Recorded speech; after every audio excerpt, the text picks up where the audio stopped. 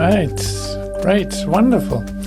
Thank you so much today for joining the Mystical Moments, in which we are going to have Joel as our special guest, Joel Goldsmith, and that's really lovely. So I'm happy that you decided to show up here or to listen to this or watch this. We continue with the mystical moments. So we had Meister Eckhart and a bit of like Brother Lawrence too. And so many of the mystics are passing by here in this moment that we come together, because we're looking at the essence of what is being shared. Basically, the provision or the announcement of a universal experience. And it's an individual experience. It is a subjective individual experience. In other words, everyone can experience it, of course, since we're all one. Since there's only one of us, in a broader sense, that's the case. So the mystical moments are in that sense help to see the common denominator, the thing that we share together in an individual experience. Now, Joel Goldsmith has an incredible lot of talks and transcripts and books, and is so all over the world, spread all over the world. His books are translated in many languages, which makes it possible for everyone to really get in touch with it, with what he's referring to. Not necessarily to him or his books or his words, but what he's referring to. Because that is the essence that we're talking about.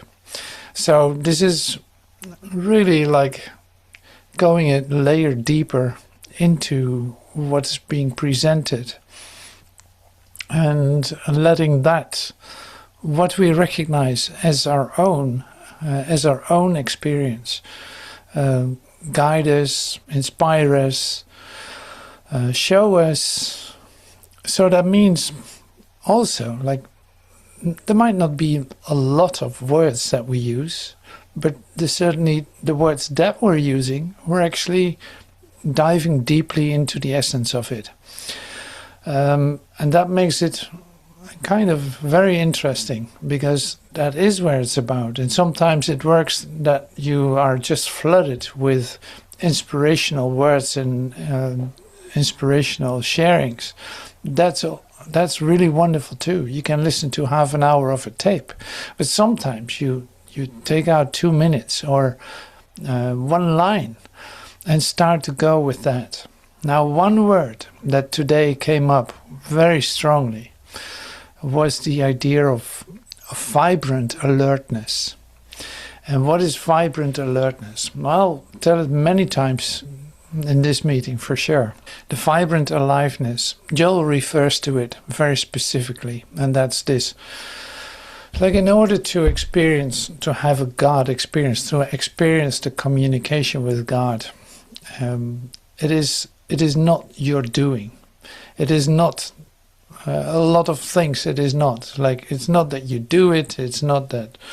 No, it's basically you come to the place where you feel that your consciousness is lifted up.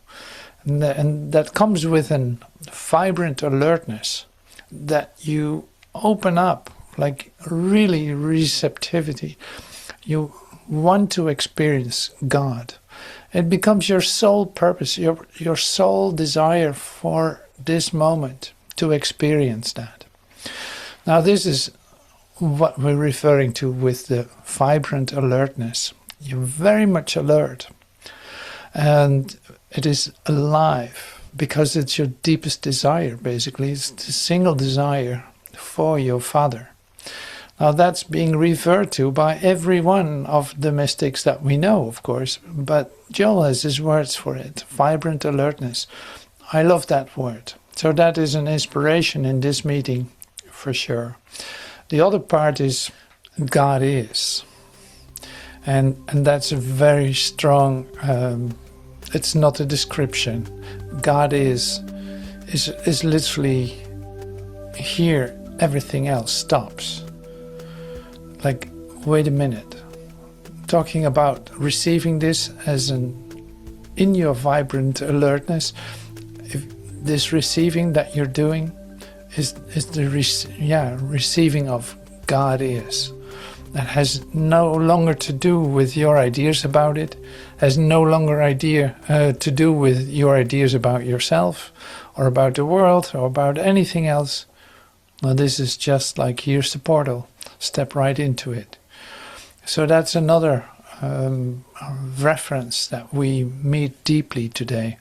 This came back last week too with Meister Eckhart. But now it's another word fell away. It's not God is love, but now it's God is. No images, Joel says, no images.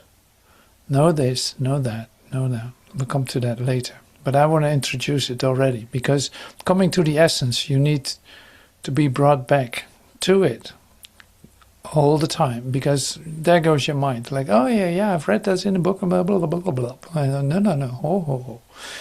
Yeah, vibrant alertness. God is. So there are different ways for us today to come to it, to come to this recognition. And well, let's start, for instance, with a meditation that Joel is leading us into. Talk 49a, and this is like rising above the concepts of God. And I love that title, of course, because that is really what we do, rise above. So he taught that in 1954 too. Just like in 1964, just like in 1944, probably too. We don't have tapes of that, but I'm sure that he did that too. So anyway, I'm going to use that in the meditation. So we listen to that. That's probably 3 minutes. It is partially it's God is, and the other part is loving your neighbor as yourself. And that's a great combination. I'll come back to that later. Loving your neighbor as yourself. And loving God above all, but like this is basically combined in one meditation. So in other words, we listen to it for 3 minutes. We will be quiet with it for a minute or 5, just for yourself. What do you do in those 5 minutes? Basically sinking into what you just heard, and see what that does with you. And you don't have to do anything else with it. Maybe you come into a moment of vibrant alertness where something is revealed to you. Wonderful. Or maybe you can feel the gratitude of the great activity that you're actually performing, standing still and allowing God to speak to you. Like you're entering into your inner temple. So that's really good to know in this exercise that we do. And meditation is in that sense an exercise. Like you're doing something. Becoming receptive is letting the rest go, letting all your concerns go, allowing yourself to be present here, leaving the world of chaos and war and attack and murder and all the stuff that's seems to be going on.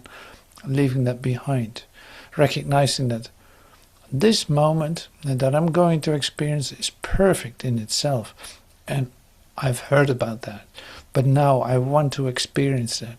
I have a single desire for the Father. I want to come home in this instant.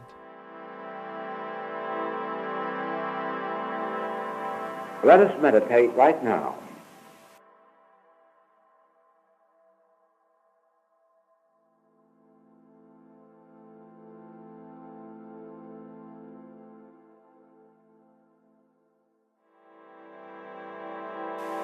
Is not God. Remember that statement. A concept of God is not God. A belief about God is not God. A statement about God is not God. Only God is God. Whatever you may think about God does not make that the power.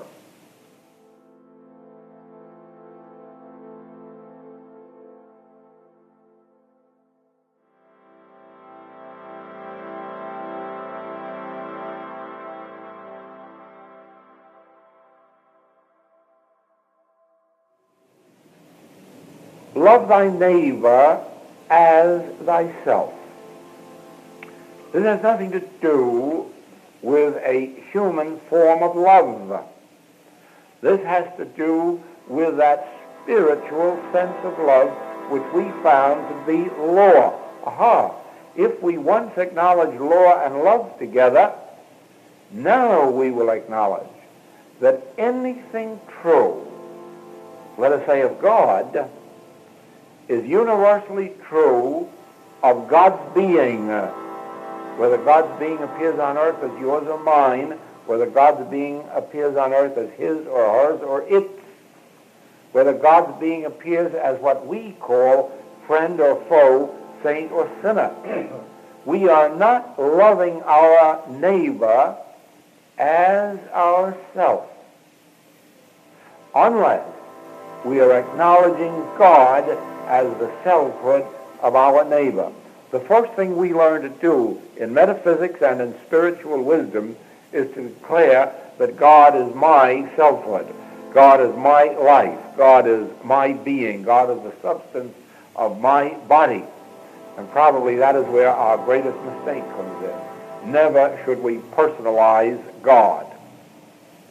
God is selfhood. God is being. God is life.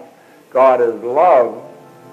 Let's leave that word my out and make it completely universal. Then we are loving the neighbor as ourselves.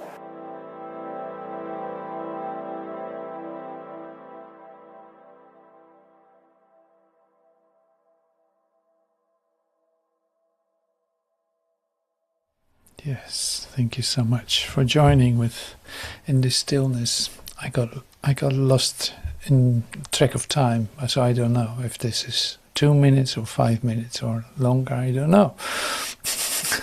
I didn't really look at the clock, but anyway, that doesn't matter. So here we continue with the silence, the recognition, the vibrant alertness state of being that we come into before we experience God, or when we start to experience God. It's sinking down into our consciousness, you could say. And so Joel tells us more about it, something that I got from the parenthesis in eternity. Releasing God is one of my favorite chapters in that book. And so I use that here in some expressions that I'm going to share with you to basically come back to the same idea, and that is the stillness, this where is it happening in me?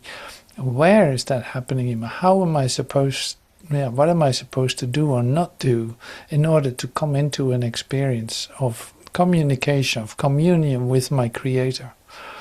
Because basically that's why we come together. That's why we want to know the essence. At a certain point you have read so many things and you've heard so many tapes or whatever from Joel, from who knows who, and this is like, it touches you all the time. But then to really step into a deeper experience for yourself is still another step to go. Now this can really be a speed up for that, because that's where it's, what the purpose is of our meeting together here today, to have a mystical moment, not to talk about mystical moments, but to have one. Vibrant aliveness, God is, that is enough to know. No images, no concepts. In the moment of not knowing, of unknowing, not in a moment of blankness or dullness or falling asleep, no, in a vibrant aliveness, God is experienced. Then we find that through His experience we live and move and have our being in God, and God in us. So God is, that's enough to know. No images, no concepts.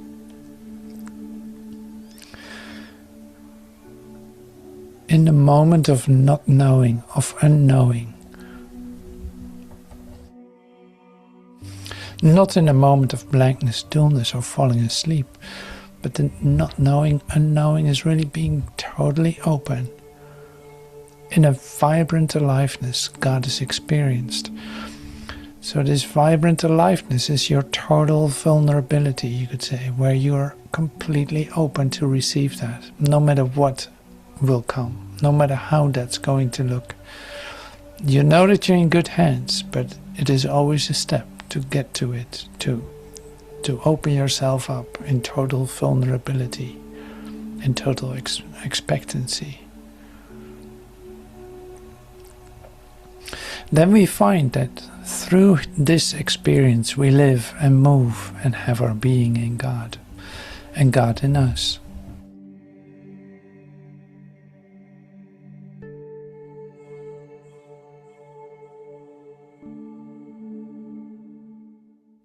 This is what we're talking about. This is where you are being brought to. Now, we relate to this many times. So even on Sunday we were referring to this too in the tape group. This is coming back all the time. Because you will have to let go of your ideas. If you have to let go of what you think is going on. Like you're literally entering into a place where you don't know.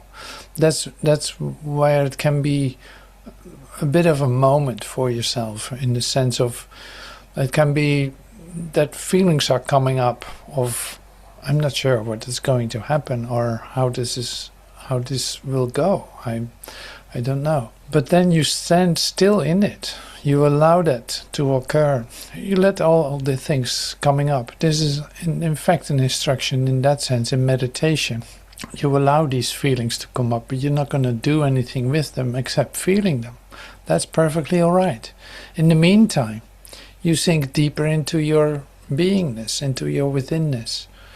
And suddenly, it is really like coming to you as a surprise. Suddenly there's this communication. Suddenly you're lifted up. You arise above the concept of God. And you start to feel the gratitude or grace coming down into your consciousness. So that's so lovely that Joel is bringing that in here, specifically giving a description of it, while at the same time in the description it isn't. He says that in the beginning, God is, and then it stops. You don't have to imagine anything. There's no concept related to it anymore. It's like here you are with your open hands and total receptivity. Thank you, Father. Thank you. Mind and body, Joel says, mind and body cannot contain God. And he is so far beyond our imagination that no one can draw pictures of him or hold mental ideas or concept of what he really is. All we can do now is to declare with all of our heart and soul that God is. Only God can maintain and sustain the heavens and hold the sun, the moon and the stars in their orbits. Like you cannot imagine what that is. Only that which is beyond man's ability to conceive could bring forth such wisdom as is evidenced by man's ingenuity in his discoveries of the principles underlying the inventions, resulting in the manufacture and use of the automobile, the airplane, radio, telephone, television, space rockets, atomic energy, and so on. Only out of the stores of God could these emanate. That's always so interesting to me that Joel is mentioning these inventions. Like there's a genius behind all of this, and suddenly you receive an idea and bring it into form, like a divine inspiration. So here's the question: who can stretch his imagination sufficiently to conceive what God is? God that is the source of all that exists in the sky, in the air, and in the earth, in the waters beneath the earth. We earthbound creatures are aware of only one tiny corner of the universe, one little speck called the earth. But what must the wisdom of God be that encompasses the countless planets, suns, moons, and stars of this and all the other universes? So, like I said, we don't use that many expressions of Joel, but look at some of them really well, just because to come to the essence of it. It's like we're distilling. Here's the text. We're distilling out of it the splendor that is basically referring to your inner splendor, and the good stuff out of what it's referring to. Now you see that Joel is challenging you. Joel challenges you and like, can you imagine the immensity of God? Can you come to an imagination about what that would be? How total God is? It's like there's not even anything in your human perception or in your human concepts that can refer to that. We can say that God is infinite, God is omnipresent, but to imagine something that is everywhere is your invitation to let your mind explode into the universe. It's like, it's mind-blowing what's happening here. Now that is a good training, you could say. That's a good training to come to a deeper experience for yourself, because you have been holding on to planet Earth. Now, okay, let's hold on to planet Earth for a moment, but place it in where it actually is. On the outer edges of one of the galaxies of the solar system. So there's a galaxy, there's a big arm on this galaxy, and there are many galaxies in this solar system, but like here's the arm, the outer edge of one of the arms, like really down there somewhere, there's this tiny little planet called planet Earth. This is just one of the billion galaxies that are in the universe. You know what I mean? It's like, oh yeah, wait a minute. That's very relative what happens here. If I see myself as being an inhabitant of planet Earth and actually looking on my cosmic GPS where I'm actually residing, I feel very small, very, very small.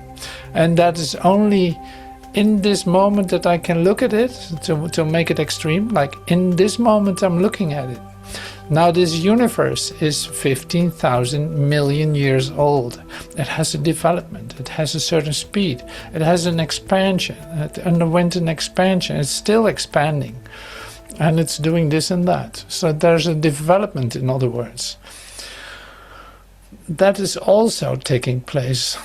If you want to really go into it, it's like you see a universe that has an origin, that has something before the origin, apparently, but you don't know what it is. Like, oh my God, stop right here. This is unimaginable what is happening. We try to measure it, we try to do this and this, and we refer to that on Monday. Like, who is actually measuring all these things? So I am measuring all these things. I'm trying to imagine what has happened here. Who is the common denominator?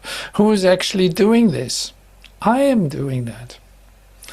I am trying to convince myself that where I find myself is really where I am. And that's not the case. That's why it doesn't make any sense to even try to imagine this. That's why Joel says, stop right here. God is. That's everything. God is. That's everything. That goes beyond every concept, every imagination, every picture, every image that you could possibly hold. This has nothing to do with that. So this is a great instruction, in fact, for don't even try to figure this out intellectually, because it does not make any sense. If you think you're an inhabitant of Earth, well, actually, that does not make any sense either. Like if you imagine, if you recognize yourself as the I am that you are, then you start to make sense. But this recognition literally is the end of your story. This is what we said what Joel said in the meditation. It's like, don't make it personal. Like it's an individual experience, like a singular experience, but it is not personal. You becoming part of God or something. It's like, no, this is taken care of. Your I am, the one that you truly are, is in total communication with every aspect of creation, is literally in communication with the whole universe, in every direction, all the time. Like pure, total communication. That's what Joel is referring to. God is. Then there are no words left. There are no, it says in the Course in Miracles, then there are no lips left to speak words. It is really like that. It's like, it's mind-blowing. And that is exactly the occurrence that is going to take place within you, and did take place within you, because the essence is what you are. The I am is what you are. It has nothing to do with your idea about what I am is. So I love this, that Joel was sharing with us the vibrant aliveness. And that's a very beautiful metaphor, in fact, for the state in which you are receiving this. You can imagine I ask you to imagine something. You can imagine going from a human experience suddenly into a total communication experience. That would be a very scary thing to do. But the thing is that it is not scary, because you will recognize yourself totally in this new place where you find yourself. It is you feel at home in that. It is not an alien place where you're being teleported. No, it is like a very common place. It is the only place where you feel at home. Now this is an issue in you, inhabitant of planet Earth. This must be an issue for you if you allow yourself to feel, if this is it, if this planet Earth is it, wow, why would I stay here? Why would I want to hold on to anything here? What is it that is so great about this place that I find myself? Like, no, that really did work out differently for us. For the ones that are wanting to wake up, it did work out differently, because you know that you don't belong here. That's why you're here in the mystical moments. That's why I can refer to this, to your deep desire for God, your deep desire to be in a place where you truly belong, instead of this place that you call planet Earth, where you encounter limitation, lack, disease, disaster, and conflict. Bringing it all back to our daily practice, I'm going to really go within, in my experience, like in my training, in my exercise, in my meditation, I go within and release my tendency to have expectations about this world, that it can fulfill me, that I have something to do here, that there's something for me here to do, that I must do or something. Like, no, that's not the case. The only thing that you are coming here for on planet Earth is to remember where you truly belong. That is your single purpose here. Where do I come from? This cannot be it. There must be a different way to experience myself. I want to know who I truly am. So this is the essence. I am oneself. I want to know what that means. I want to know who I truly am. That is always, it comes with releasing the ideas of the world, because as soon as you place your value here, you are putting your desires or your expectations there too. That will be frustrated, because there's no such place as this in that sense. There's no such place as this. this is not it. This is not where to look for it. So going within, that's why meditation is so quieting and helping you to come to peace. Just because of that, you're actually turning to the place where the fulfillment can be. Now this is the same that I described a moment ago with the universe. Like even in the universe there has been an evolutionary process of 14,000 million years. And that's a long time. But the only thing that you have to deal with is right here, right now. So that's another thing that you have to let go of, the past. Whatever happened before this. If I want to experience the completedness of the truth of who I am, this is the only moment to do that. I don't have to look for other times. It will not be better tomorrow. Because, there is no such thing as tomorrow. So if it isn't today, if it isn't now, like this is your opportunity to come into deep in touch with what is here, what is already complete. Where we say God is. It is whole, it's perfect. Now I let that descend upon me in my consciousness. I allow that to come in my experience. The deep essence of the truth, let it fully take my consciousness. You see that Joel uses Jesus already with love thy neighbor. Like, why is that loving your neighbor so important? Well, this is your part. If you have a grudge here on planet Earth with your brother, how can you enter the kingdom? If you make peace with your brother, is what Jesus says too, is like make peace with your brother, forgive your brother, let go of the idea that you need something or want something or think that you're a victim of something. Let it go. Why do you let go of it? Because literally you come with open hands to your Father. You come with open hands into your temple, into the temple of God within you. You cannot take anything with you. So the funny part, and I used it before, but it's literally your hands need to be empty. Otherwise you don't fit through the door. Like it's a narrow gate. It's a narrow gate. You will fit through, but you cannot take anything with you. So it is like that. Vibrant aliveness. What is that? How does that? What kind of art exercise could you make of it to come to an essence of it for yourself? Now today we had the idea, and some of us prepared this. It's like today we had the idea of vibrant aliveness. Well, get your brushes out or your crayons and start to move around on music, certain rhythm. And what does that have to do with anything? Is not, well, releasing your concepts. Let go of what you think you're doing. Just follow the rhythm. Let it go and free yourself from any idea.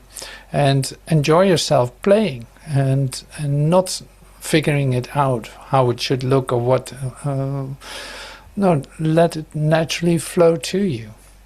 So we did that. Some of us made something, and so did I. And I was taking some crayons and starting to switch my canvas and draw some more, switching turning my canvas around and doing that.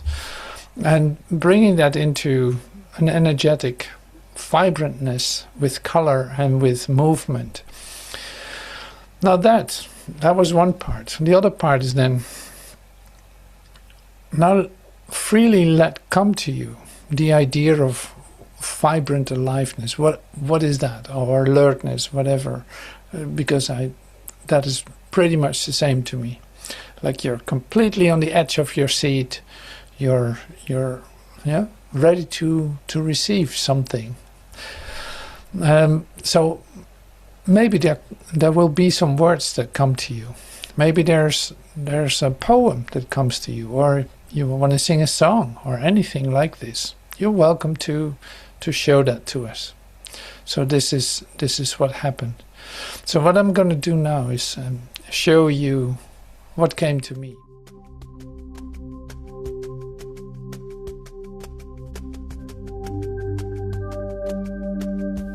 Vibrant aliveness, alert, full of expectancy, expecting nothing, expecting everything, the fire within, the calling, the urge, the pulling, beyond every shore, dislodged from space and from time, past fantasies, alive recognizing, in total communication, no more distinction, unspeakable love, the unseen, one with God is, indistinguishable.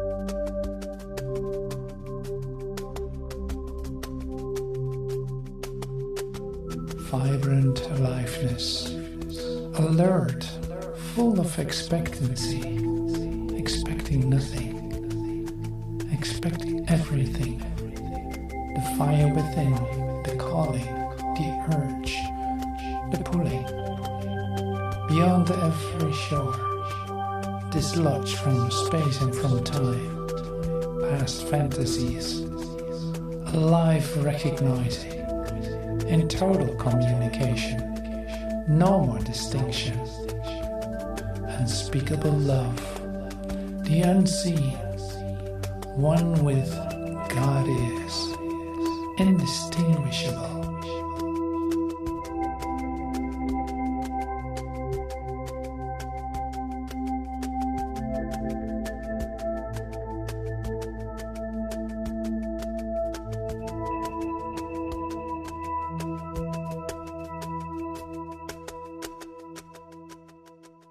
This is always great to see, like, okay, I'm open to express this in a different way, to come for myself, because that's where this is all about, to a self-lived experience of what is going on within me, of how I express this, simply by using some crayons or using ideas, using poetry or whatever comes to me. But see, the thing is, then it becomes my own experience in expression, and in the expression of this. I've heard many concepts, I've heard many ideas, I have deep experiences. Now here's my opportunity to let it express itself through me.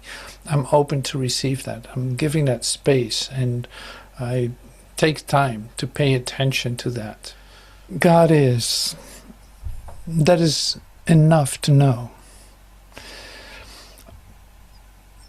No images, no concepts.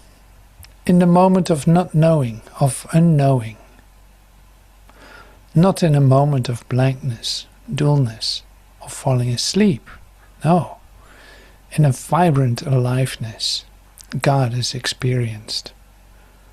Then we find that through this experience we live and move and have our being in God and God in us.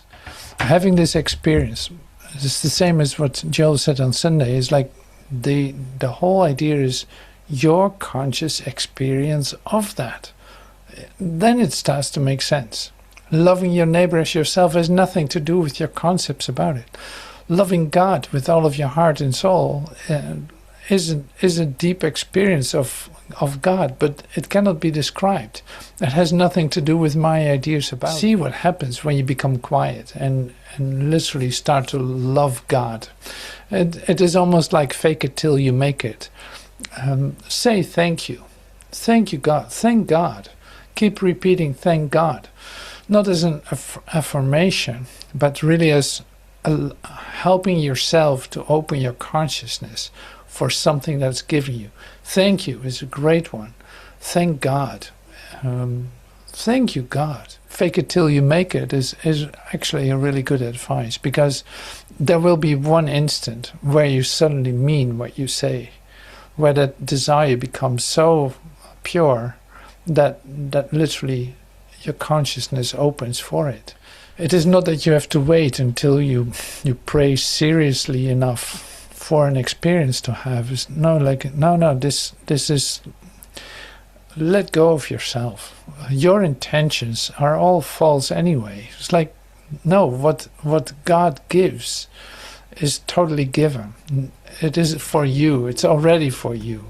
Now get out of the way in whatever way you can. If you need to dance for it, you dance for it.